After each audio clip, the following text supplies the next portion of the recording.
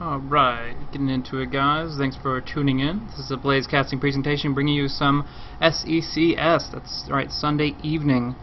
And it's going to be NA Dota. So we're going to be going into these games. Equipo is the team name for the Dire here, led by ABB. And then we were going to have Lust and his team going on through, but instead it's going to be Team Smiley Face based on how long it took to get into the match. We had a little bit of issue working that out, but they had been sorted it, and now we're moving forward. So we do have this game, and Fate is going to be leading up this Team Smiley Face, and so we'll be going on into it in just a moment's time. So thanks for tuning in, guys. This should be a very interesting game. I'll admit that I'm new to the SECS group and scene in general, so these teams, I don't know the players individually, but I'm still, I would like to believe, a competent caster who can bring you a good presentation of the game in general. I just may still take a couple of weeks to get used to the players themselves and be able to comment on their roles and specifics there.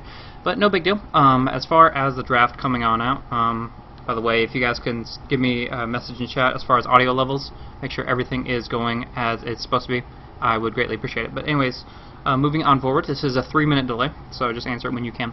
Yeah, we do have the first pick available for the Dire. They've already banned out Undying and Batrider, and they're going to be end up picking up the Jakiro, which is a very powerful support hero. Can add a lot of presence in the lane, possibly tri-lane circumstance, but at the very least a duel. He doesn't prefer to solo, generally speaking, but that Ice Path adds in a lot of presence with that long-range stun, and it's just really good setup for a lot of follow-up damage. But with the Templar Assassin and Tidehunter ban, that did let the Darkseer and the Rubik both get through, so those are quickly picked up by Team Smiley Face, and what a powerful team fight indeed to be looking at. You can have a Rubik that spell steals the Macro Power from Jakiro and vacuum in with the Darkseer and the Wall of Replica. Going to be very, very painful to fight up against, so Equipo is going to have to worry about their positioning mostly. I mean, if they get caught out of place, it's going to be very bad indeed for them, so keep that in mind as we move on forward. But they did pick up some good ganking and early pressure type heroes. Venomancer, one of the best level 1 heroes in the game, with that Venomous Scale being so powerful, and Bounty Hunter, once he gets to level 6, can start roaming around and ganking and add a lot of money on the board for his entire team through means of track gold. And so we're going to be looking for that and keep an eye on how well he gets farmed. I don't generally like Bounty Hunter as a carry. He's never usually played as a number 1. He doesn't scale that well with Janata. However, he does add a lot to his team as far as overall GPM if they play more so towards the ganking lineup, which is definitely what they're building for the time being. Jakiro and Venomancer adding a lot to that. Venomancer's ultimate damage does take a while to actually make a real impact on a team fight. So if Team Smiley Face builds towards quick encounters, quick engagements, just heroes that dish out a lot of upfront damage and can just end the fight extremely quickly and then turn it into a chase, I think Venomancer will be less effective, and same with the Jakiro's Macro Power. But we'll have to see exactly how they want to draft that up and if they want to round out their lineup with a kind of a semi-carry. Templar Assassin, again, already banned out, so that's not going to be an option for them, but they can either run the Rubik in a supportive role or a solo mid, so we'll have to see what they end up doing with that. But again, thanks for tuning in, guys, and hopefully we can get some fun, active game action here for some of the best teams in the North American scene. So, going on into it, this is, yeah, again, my first week casting the NA Dota SECS tournament, but trying it out, and I think I'll be sticking with it, assuming this goes well, and I believe it will. I have a couple other casters covering some other games, but all the same, there's a lot of games to cover, so plenty of content, and glad to be part of it. I am Blaze Casting, if you guys don't know me, I'm an up-and-coming Dota 2 caster.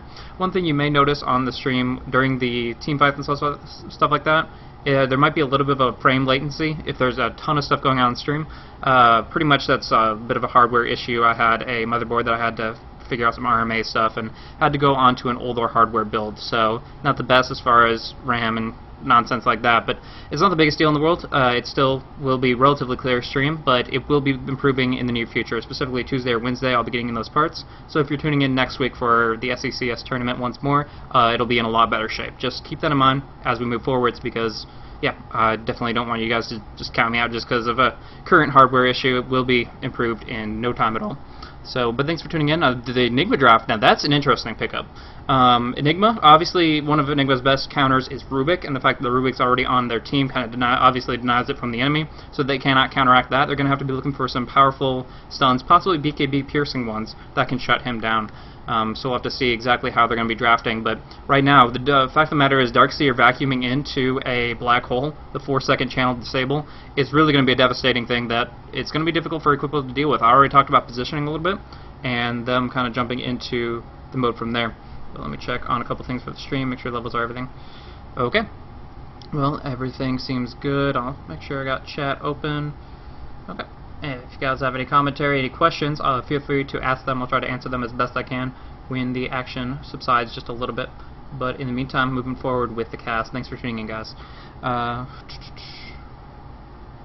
Alright. So, what we have going on here is the banning phase, of course. The Sven and Anti-Mage getting banned out, some of the more powerful carries in the late game stages. Obviously, now what Equipo wants to draft for, they still need a carry to move forwards. Also been out of Morphling since he's out of the meta, mostly since 6.75, considered one of the lower tier carries nowadays. With, that flavor of month reductions, they really just... He's still Morphling, he still fills the exact same role, but I would say he's not, blatantly overpowered. He definitely has to fulfill a specific niche role rather than just overcoming all objections and going on through. But Panda gets banned out along with the Obsidian Destroyer. Interesting bans coming out of the Radiant. The Queen of Pain, the Invoker, and the Obsidian Destroyer. Obviously, Equipo was looking for a solo mid, but now they're going to have to draft a little bit differently to line that up. But I do like this pickup here. Jakiro, Venomancer, and Juggernaut can do two things very effectively. They can get First Blood really easily, catch something out of position at all. Even a Darkseer, you have enough stun with the Ice Path to possibly get enough damage through with that spin, and then the Gale doing a bit of damage itself. But we'll have to see. Of course, the Surge being one of the better options to get out of Dual Breath and Gale and things along those lines. But one thing that I was going to say is not only do they have that potential to get First Blood really early on, whether in that 3 versus 1 setup or in a 3 versus 3, but they also have a lot of push added in their lineup. You have the Healing Ward, which heals based on max HP, can help out the creeps very much in their momentum. Liquid Fire, doing damage over time to the tower, reducing the attack speed of that tower, and then the Plague Wards, which spamming up, hopefully maxing that first, will be able to do a lot of piercing damage to the creeps to burn down those waves really quickly, and also add in a bit of extra damage to the tower as well. So that'll be really good. And along with that, the Lone Druid, his rank 4 bear, does have a passive called Demolish, which brings its coefficient of damaging to the towers to 140%. Really, really strong for pushing, and we'll have to see if they want to go for kind of a split push thing, put pressure in all the lanes at once, and try to avoid those big team fights. And that's, I think, is the right way to draft against this team. You're up against the Darkseer, Rubik, and Enigma. You're going to be having a hard time in the team fights, but actually a Sniper getting picked up. The Disruptor, I kind of saw that coming. If they want to play the Rubik solo mid, the Disruptor would be a great lane support, and the carry that they're going to be supporting is actually going to be Fate on the Sniper. So that'll get really interesting really quickly, and we'll see how it goes from there. Moving on into it. Sorry, I'm going to adjust a couple things. This is my first cast for today, so a couple of things to modify real quick before we jump into it. Just give me 1 minute, make sure everything's good on the stream.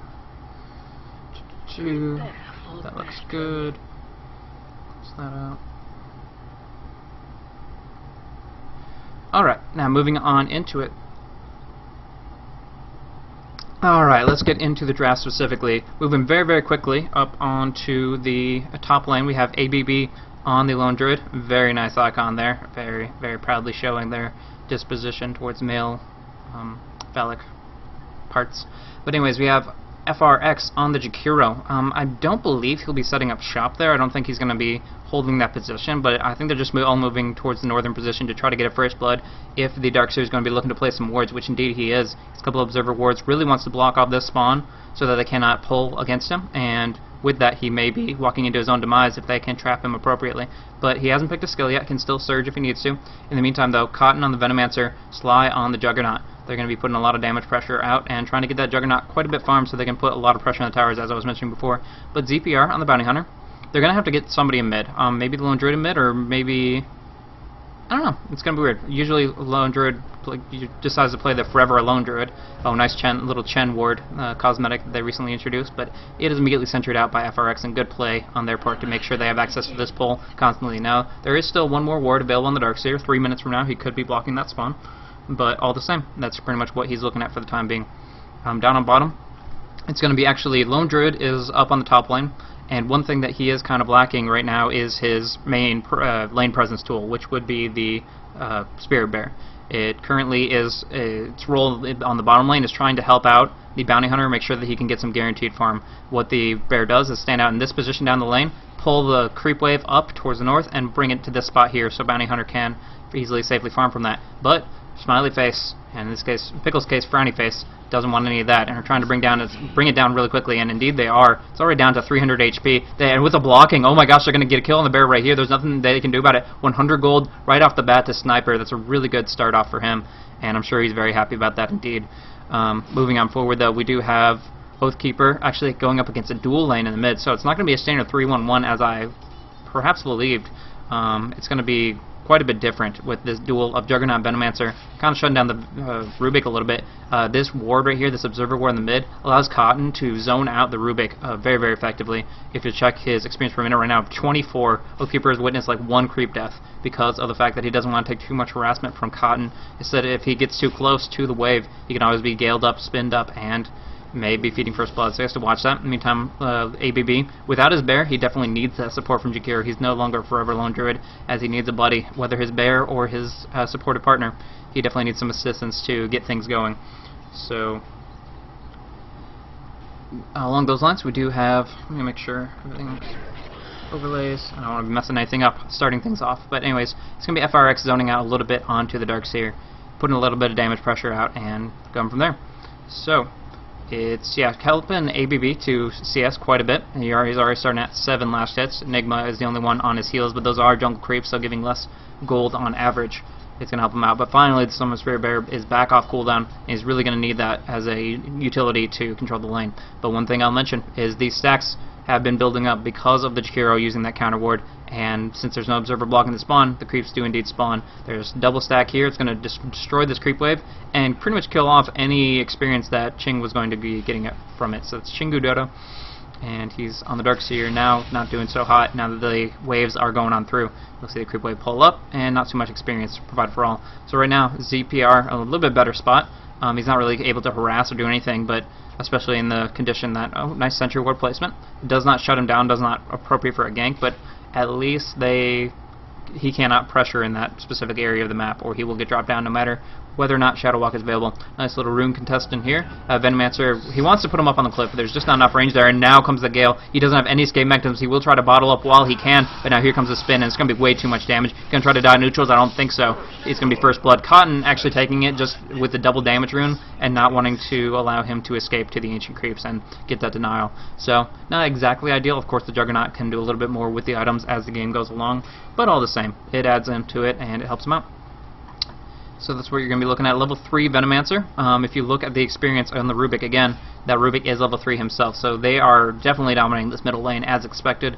And really, it's just Darkseer having to hold on and try to get that soul ring as fast as possible. Now FRX very wisely coming in for a flank here. Can do pretty much anything. Did he not see him there? He walked right on by him, but I don't think the fog vision was there. He could not tell. And with that, now he has encountered him. Maybe doing a couple auto attacks. Don't know if he'll waste a spell on it. Yeah, Ice Path at least for... Oh, no, it doesn't even land it. It's 100 magic damage, but even so, not a big deal.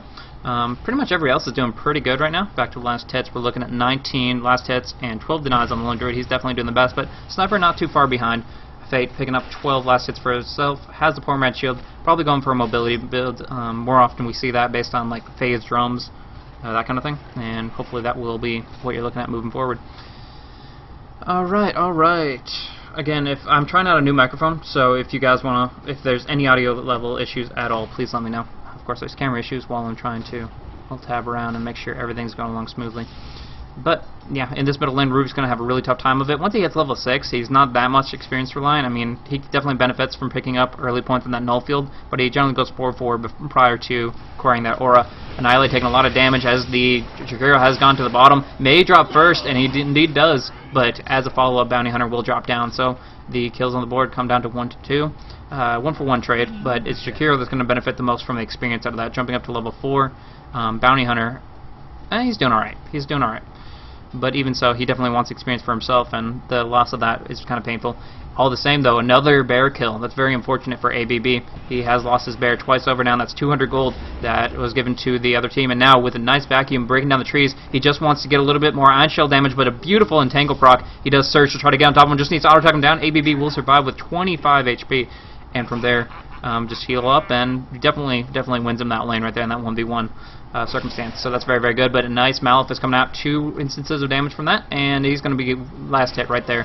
brought down by Enigma. Now Bounty Hunter wants to follow, but there is a sentry ward there, so the auto attacks will pursue, but ZPR at least gets the last hit on the Enigma, and with this creep damage helping out on the sniper, he has to run for his life as well, though he does have headshots, and he can possibly manage it. The track gives him nice movement speed. Thundering Strikes, though, one more auto attack, that's the death of the Bounty Hunter. Very, very good for them, and they need to, yeah, this is giving more and more farm to the sniper. He's 2-0-1, exactly where he wants to be, and with that salve, I believe that was given to him by the Disruptor. So if that's the case, then very, very good supportive action there, keeping sentries up, stacking and pulling as best he can, and, you know, providing regeneration for the sniper to sustain on the lane and keep that farm going.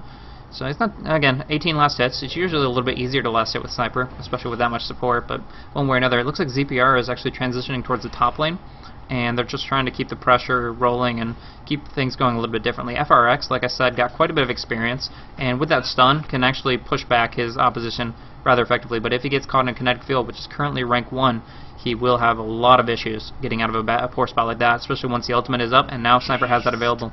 He can do that multiple times over, but with the cooldown, he's probably just going to save it for last hit. In the meantime, nice flank coming up, Brown coming up the river. Cotton wants to bring down Chingu Dota. The Gale goes up, and with the surge on cooldown, the Shuriken's going to pick up the last hit, and that's track gold, ladies and gentlemen. If you look at that benefit, it's going to be 150 extra gold for the Bounty Hunter and 50 for every other ally, and there's 2 there. So that's 250 gold that is on top of the kill and assist gold. So we're going to look at real quick at the gold graph, see that impact. It was dead even, but with that kill, Dar getting a lot of benefit out of it. And probably similar thing with the experience. Nope, Radiant definitely have an advantage. Zigzagging all over the board, as you can see with these kills and everything. But now they're kind of going 4-man Dota right now in the middle lane. They are looking to put pressure out, get a kill on Rubik. If they can get 1 kill, then they can easily push down the tower. But the Ice Path just shy. Pickles does not walk into it. Does get galed up, but he's safe on the tower for the time being. Next track coming on out. And now they're kind of drawing the line of deciding who wants to put the pressure out and who's going to be forcing it. The issue, the big thing here to note is Enigma has that vacuum. The Darkseer, if he does come, he's currently on top lane, but he does have a rank 2 vacuum to contribute. But nice flank coming out from FRX and ZPR, looking to come in to bring down the sniper. They need to gank up the sniper. If he gets too much free farm, he's just going to drop down. Fate does not have the map awareness, though. He doesn't have any wards and doesn't know they're incoming, so this could be extremely bad for him. With the track, I don't see any way of him getting out of this.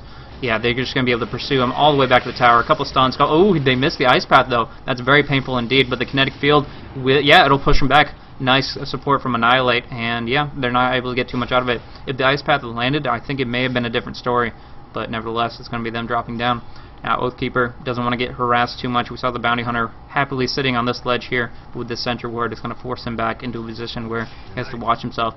In the meantime, though, it's just kind of back to where the lines were drawn in the first place. Shakira has roamed around a little bit, but it's going to be, yeah, Darkseer versus this Syllabear up on top with Juggernaut and a roaming Venomancer covering the runes. So that is an invisibility rune. Nice, and it's actually a harassment, assassinate going on bottom. But now, with an invisibility rune, Venomancer wants to initiate on somebody, and that clarity will make sure that he can follow up with some push with those plague wards as well. So that's good, that's good, that's exactly what they need to do.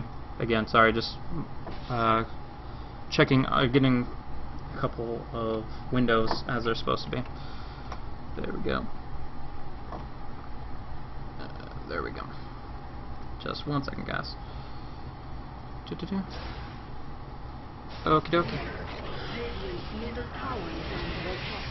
Okie dokie. Anyway, sorry about that. I just had a couple messages that I had to deal with. Now, going on the team fight here. Nice spin coming out. FRX is definitely going to drop down from this, but they did at least bring down the sniper. The glimpse was not enough to save him, and they were able to drop him down. So 1-for-1 exchange. And sorry, that won't happen again. I just had a couple messages I had to attend to. And now we're back into it. So, Sly kind of pushing up a little bit on the middle lane. He has picked up that healing ward. 2 points in that will provide a little bit of push pressure. Doesn't even cost that much. It's just a longer cooldown, so you want to save it for team fights in general. Now, ABB on that lone druid, he has put 4-4-1 with that level 9, and now he can put a lot of pressure on this tower. Like I said, demolish on the bear, and he can bring this down really quickly, or at least low. It's not going to necessarily kill it, but a counter push going on. Macro Pyre trying to push them out the tower. The fortification has popped. Here comes the deny or the last hit. It's going to be everybody's eyes are on it, and Venomancer is going to be able to bring it down. So nice last hit from Cotton, being able to stop that gold advantage that they were going to accrue. Now in comes the TP from Bounty Hunter. Has that phase boots, that mobility, and he's going to be trying to net at least 1 kill out of this. Annihilate actually kind of caught out here. If they can find him in the trees. He just bought a TP scroll. He bought it from the shop, so he doesn't have money now because he bought it from his main shop to the stash. Luckily for them, though, The bounty hunter wasn't able to lock anybody down. Now the track does come on through. He had already walked past the sentry ward, so they know he's there. They also know that they don't have any tower to defend them. Now he's back on the sentry. He's definitely going to get caught out here. The Malphite stun, the Ion Shell. He wanted to bring down Pickles with the Janata and track negative armor, but it's not going to work out for him. In the end, they're going to get a kill on Bounty Hunter, but all the same, if they don't TP to defend this tower up on top lane, ABB is going to take that down all by himself. Here comes the Darkseer. He has, you know, almost full HP. Well, he has full HP, but here comes the last hit. Lone Druid gets that, and that's a really good exchange for the Team Equipo. Getting that deny and getting that last hit out of those two towers, that's definitely going to give them a substantial advantage when it comes to gold. And yeah, you can see that already shaping up. So we're going to see the game transition more towards the mid game. Now that the laning phase will break down a little bit with two towers already taken out. The big deal is landing those big team fights. Like I said, Darkseer, Enigma, and to a lesser extent the Disruptor with the Kinetic Field and Static Storm follow-up really have a lot of potential to burn down Team Equipo if they get caught out of position. So they're going to have to look for that, and yeah, it's going to be a deal. Smoke gank coming up. Jakiro and Venomancer wanting to put out a little pressure on the jungle. They don't have that much ward vision. They're walking right underneath the Radiant ward. They put up the Dire ward of their own. Does not reveal them, and now they want to swing towards middle lane. They know Fate's in the middle, and they want to put pressure out on that. But right in comes Oathkeeper, teleporting in, kind of a buffer of his own body, and now the Gale goes out, but he steals the Ice Path, catches them both. There goes a Macropyre, but Khan's taking so much damage, will go down, so will Oathkeeper. Now Fate is getting spinned up like crazy. Beautiful black hole, pulling 3 in. They're going to get destroyed. Fate's still alive, and they're all going to drop down. ZPR gets Malphite up. They don't have a sentry as far as I can tell, so he will survive, but that was a big swing. 3 for 1, and look at the HP on Sniper. I don't even know if there was a non-fatal. I guess Venomancer, no. Yeah, Venomancer must have had his Poison Nova on, drinking down to 1 HP, but holy crap, such a clutch black hole, and a really nice play from Pickles, and did miss out a little bit. Bounty Hunter getting caught out, a little ballsy, a little gutsy, and overextending himself to the Disruptor. Now they can push down a little bit of pressure with the Eidolons, but that was just a nice team fight all around. Really, really good play from Smiley Face. All along, though, ABB has the phase boots up on himself and is farming decently. I mean, 3,500, he's going to get that Radiance in no time at all. Only 300 away from the Sacred Relic itself.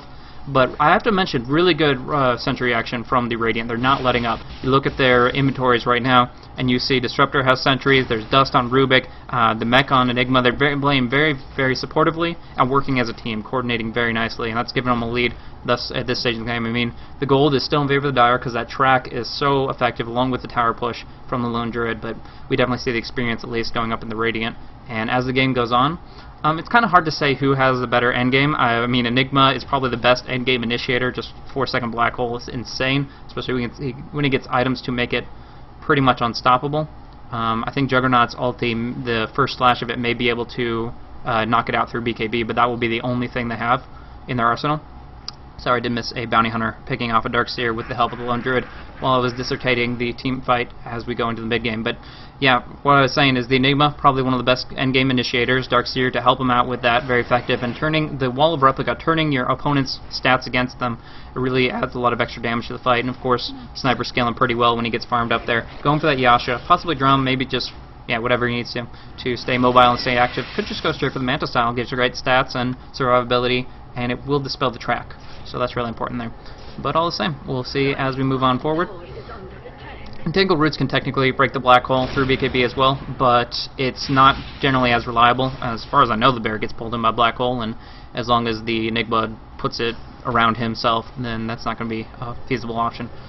Anywho, they're going to be putting a lot of pressure on the middle tower now. It's already down to 400 HP. They have the Sniper with the extra range. They have the Mech. They have everything they need to reinforce this. Just made the question if Cotton can get another Mad Deny. Not going to happen. Doesn't even get in range for it. Now it gets glimpsed back, but it actually just pulls him into a safer position. Wow, that Fade Bolt. Holy crap. The Assassinate I saw coming. I'm like, okay, whatever, won't kill him. But a beautiful Fade Bolt. Bounce from the Creep to the Jakiro to the the Venomancer, bringing him down with that, coinciding with that amount of magic damage. So really nice there, and that actually might give them the opportunity to push on this tier 2 as well. What does Rubik have stolen right now? Just Juggernaut spin.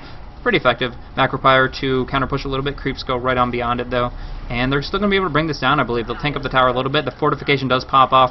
5-second glyph.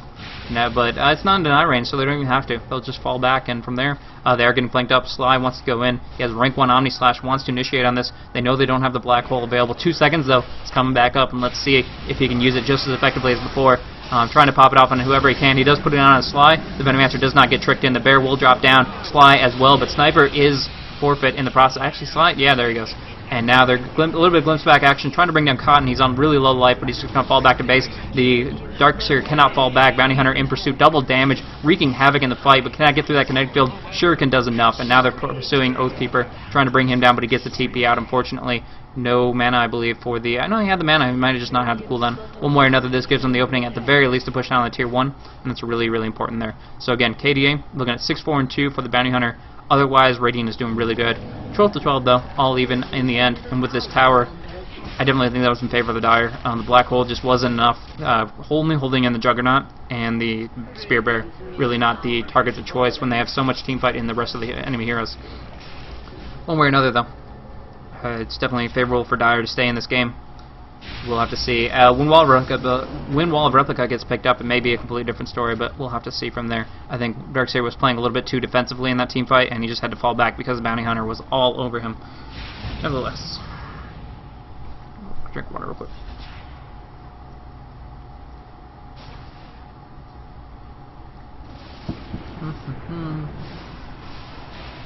Alright, so what we have going on there, Bounty Hunter gets caught out.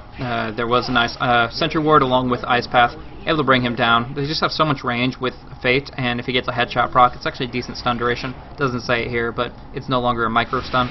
Anyways, they are trying to catch out the FRX as well, and with that initiation of the telekinesis, they definitely aren't going to manage to do that. So, a nice action by them too.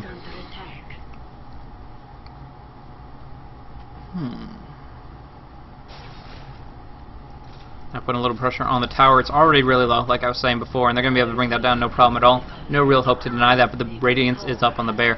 Then this is their time to push back. This is what they needed. That team fight gave them the Radiance, and that's exactly what they need to stay in this game. Sly will scale decently as he gets more and more. Maybe goes for a Manta style, whatever he wants to do. But actually getting picked off right now, telekinesis, there goes a spin, not his own, and he's going to drop down. Yeah, nice glimpse coming in. ABB kind of caught in position, doesn't have the bear form, but has a lot of mobility with the phase boots and his standard rabid lone druid form. Now popping off the bear, trying to push back, but if he drops down, so does the bear, and he's going to take just too much damage. He dodges with the form, and he's going to drop down in the end, though. Nice dodges, but not going to work out for him. In the end, though, it is distracting enough for them to put enough pressure onto the Darkseer. He's going to possibly drop down here. Yeah, Vacuum will not be enough to save him. Oathkeeper on really low life was magic immune, but they're leaving Fate to auto-attack this entire time, and now double kill for the Rubik. He does drop down to some other external damage, but all the same, yeah, Fate has been auto-attacking this entire time, putting a lot of damage out. Assassinate almost bringing down Cotton, really close, 20 HP. But nevertheless, what did kill Rubik in the end? It was Jakiro, I believe the Macropyre.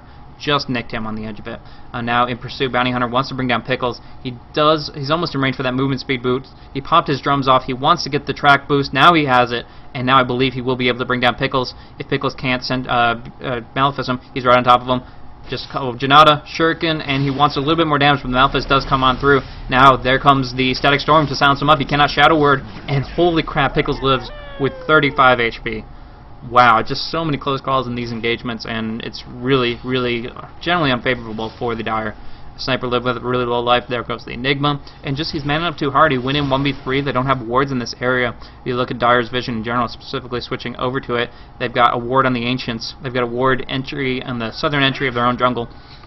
I guess that's the southeast entry, whatever. And then they have their towers, which right now, since I don't have the tier 2 in mid and the tier 1 on bottom, is quite limited. So moving back into all vision here. Annihilate Haste Rune, he's fearless. He's moving in. If he gets entangled up, though, I mean, there's 522 is nothing again when you have absolutely no movement speed due to the entangle. But they are actually trying to pick off the bear here, trying to bring down a little bit of damage on that. That bear is really important at this stage in the game.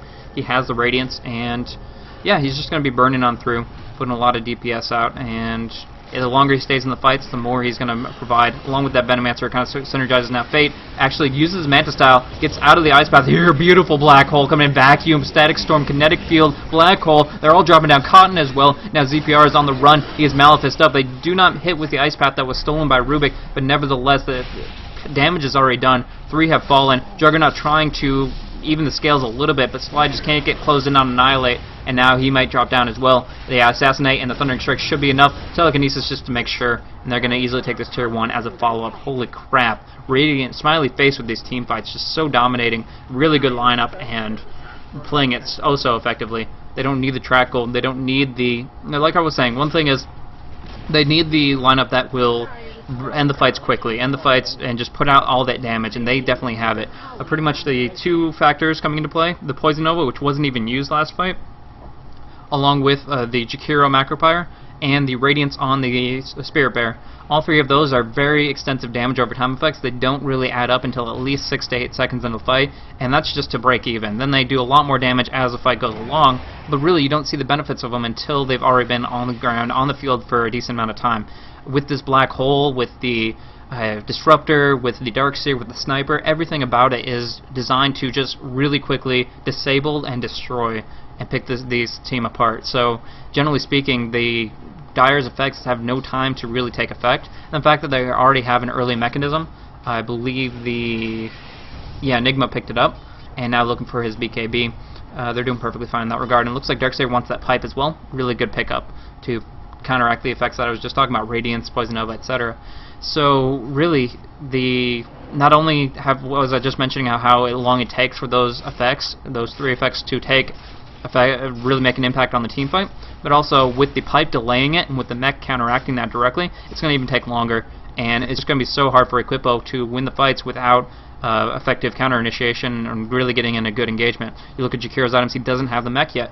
He is close to it. He only needs 600 gold, but right now the supports are starved despite having a bounty hunter on the team because they just don't have the kills. They don't have the assists. You look at Jakiro, like I said, Jakiro's assist count, and he's at 6 assists, which isn't the worst thing in the world, but he could be doing a lot better, especially with the range of initiation of that Ice Path, which has been time and time again stolen by the Rubik because he just eats that spell up. It's really, really good.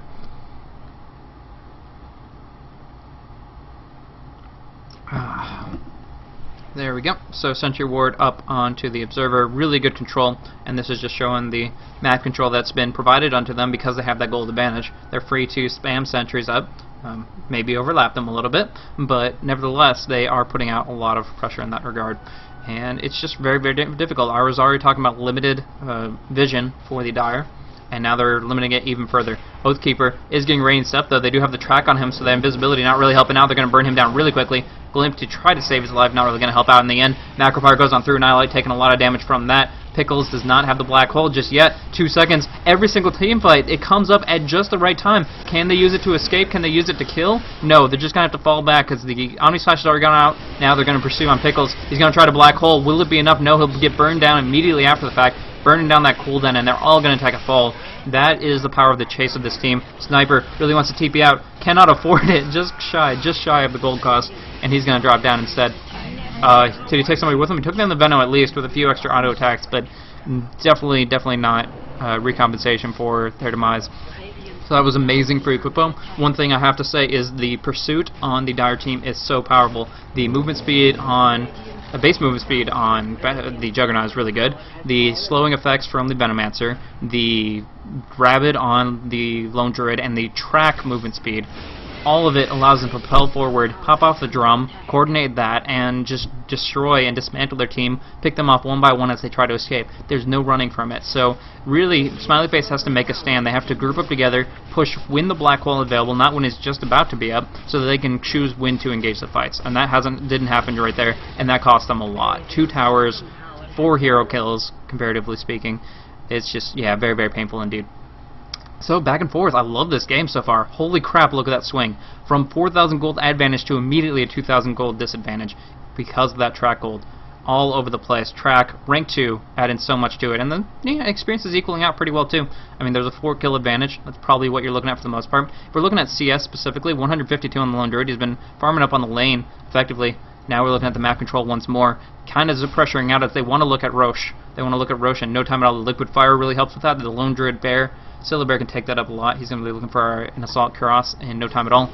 So they're all looking to engage on that. And with the Black Hole down, now is the best time to deal with it. But the track goes on a bounty hunter. He cannot invis. They glimpse him just to make sure he's stuck in it. Telekinesis may be unnecessary since he's static stormed in the kinetic field. But one way or another, they just got to pick off for free. Bounty hunter has to buy back. Now the Bear taking a heck of a lot of damage. Is the cooldown up? It indeed is. Assassinate, though, they want to bring it down at least once so that they force the cooldown, and they indeed have. That's a really big loss for them. Lone Druid will immediately resummon, but he has to watch this one. This 2700 HP buffer is all they have between a large amount of damage from that Radiance and the Hyperstone attack speed, and bringing down the opposition. So he definitely has to keep much better care of that if they want to work it out.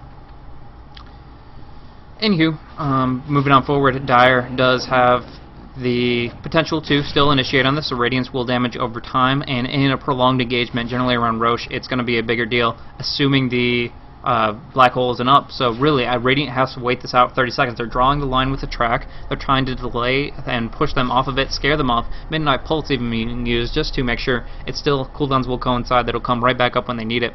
But really, what they're trying to do is just force them back for 15 more seconds. 15 seconds come up, they can do so much. They know Sniper's not there though, so they're going to engage, but in a terrible spot. Look at this kinetic field. So it would set up a perfect black hole, but unfortunately, he just has it coming up. 5, 4, 3, 2, 1, and now we have Pickles available with another big black hole. That's what they're going to be looking for, but a cone and really, really close quarters is exactly what Jakiro wants as well. So this is dangerous for both. The positioning is here though. Annihilate will drop down. Macropyre does go across. Omni Slash as well. Pickles looking for a black hole. Picks up Sly and the Spirit Bear once more. Now Cotton in the mix. He's going to drop down, I believe, but instead it's going to be a lot of counter damage as well. Fate getting focused pretty hard. Crit won't help you when you are dead, and now I believe it is in the hands of Dire. Radiant, all he has left is the, hopefully, Surge coming out of Darkseer. He's going to try to TP out, and Tinkle Proc is what they're looking for. Shuriken is enough to mini-stun him out and finish the job. The buyback comes out from Juggernaut 2. They want this Roche. They want to counter push on tier 2, whatever. They want to bring him down. And then the wall replica was decent. I mean, they all had to practically walk through it. There's only a tiny little venue to walk on around,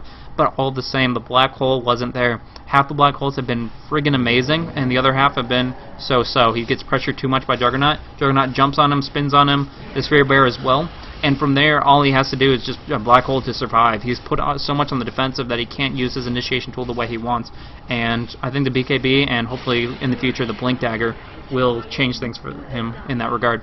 The Aegis of the Immortal has been dropped, picked up by the Lone Druid.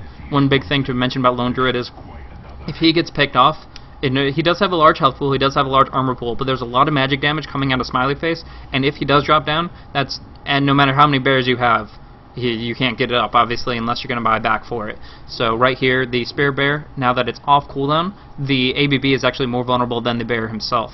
So that's why the Aegis of the Immortal comes into play, and he has a plate mail just to keep himself up. All this is designed around making sure that the Radiance is still functioning as it needs to, and he almost has that Assault Cuirass, just needs a little bit more for the recipe. Actually, I believe he will have it in just a moment's time. But a little bit of counter push coming out, the bear putting pressure out. They're going to actually focus the bear instead. They know the Aegis of the Immortal is on the Lone Druid, so the bear is the target of choice, but Pickles gets entangled up. He's going to be completely caught out here. Attempt to glimpse away, but no, it's going to be the Enigma that falls. Now, the Bounty Hunter with his BKB up is trying to force them back. The Wall of Replica is expended. That will only last so long. This tier 2 tower is going to be forfeit. They can just put a little bit more pressure on that, no problem at all. Healing Ward was expended, and they have the Vladimirs. They're just trying to push as best they can to end this before Sniper gets too farmed. Fate right now, the net worth is actually at over 10,000 now, but he is still behind compared to Lone Druid and his current farm. The Assault Cuirass does a lot of benefit. If you combine the Vladimirs and the Assault Cuirass's armor auras together, you get plus 10 armor and then -5 to the enemy, so you're going to have a huge amount of physical damage advantage just from those auras alone. Now they are trying to bring down Fate, but they don't have the Entangle available anymore. Bounty Hunter really wants him, but he's going to die in the process. Kind of a huge mistake based on the fact that he doesn't have BKB. Here comes the Assassinate. No Shadow Walk out of that underneath the tower, so he's going to drop. ABB just teleporting out, knows when the jig is up.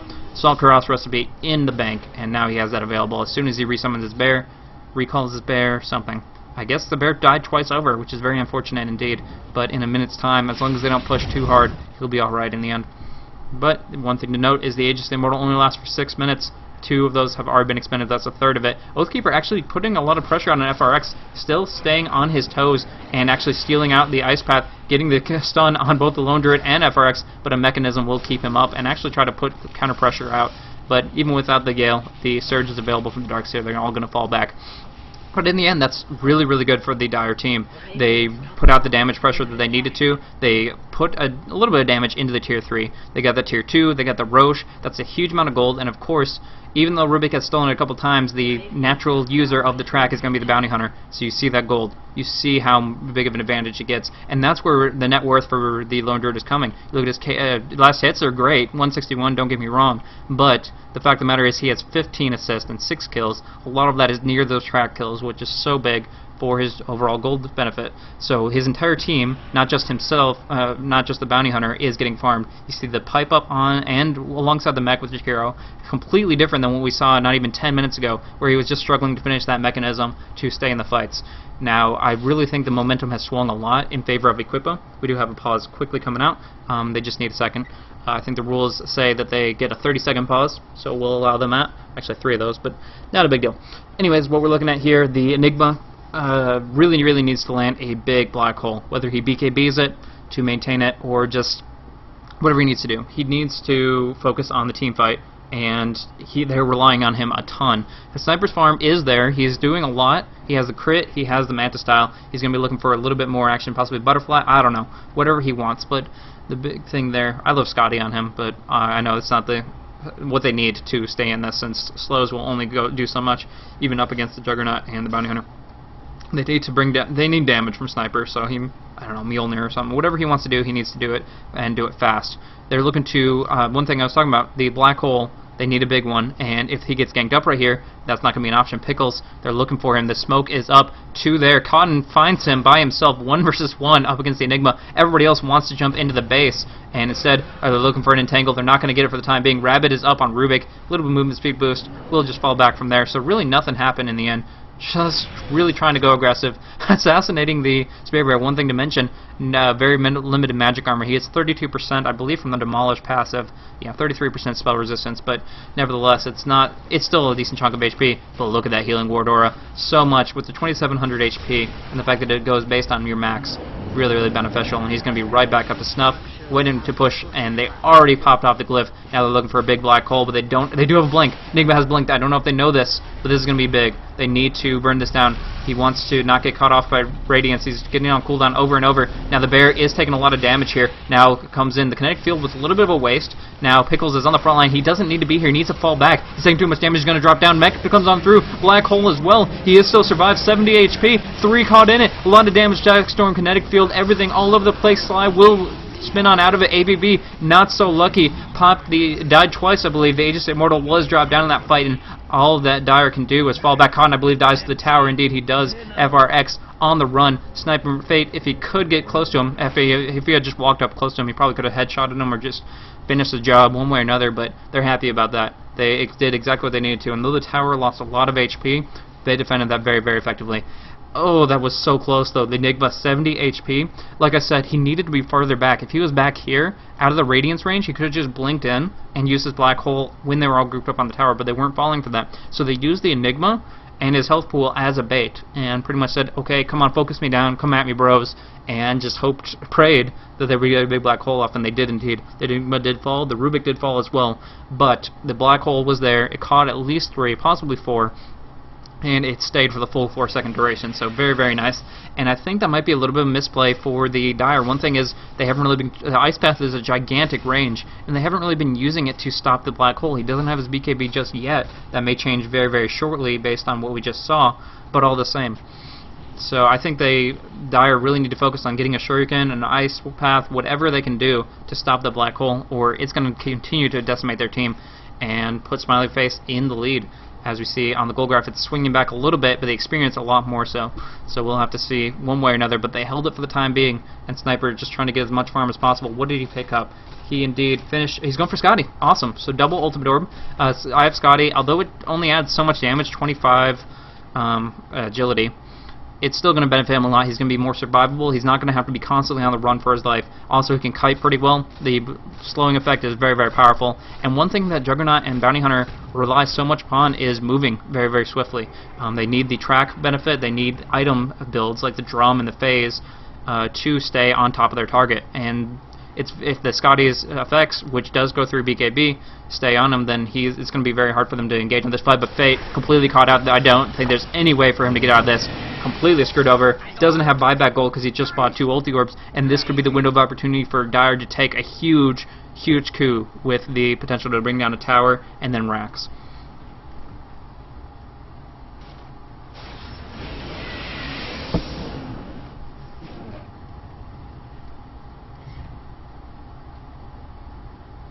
Alright, so what are we looking at here? Aghanim Scepter is up on Juggernaut. That's a really, really beneficial item at this stage in the game. He doesn't really have the damage to back it up because there are slashes in between the Omni Slash if you have enough attack speed, which he should just based on his agility contents and the drum aura.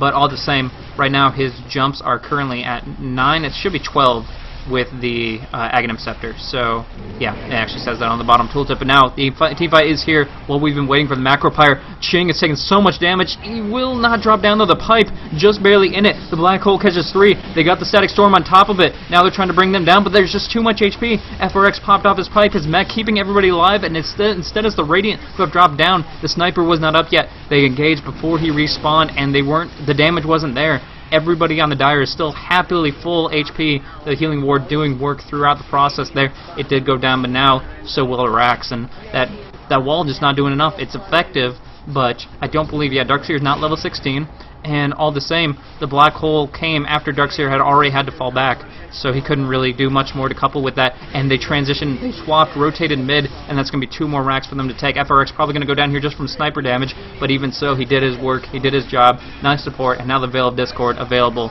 for the next team fight indeed.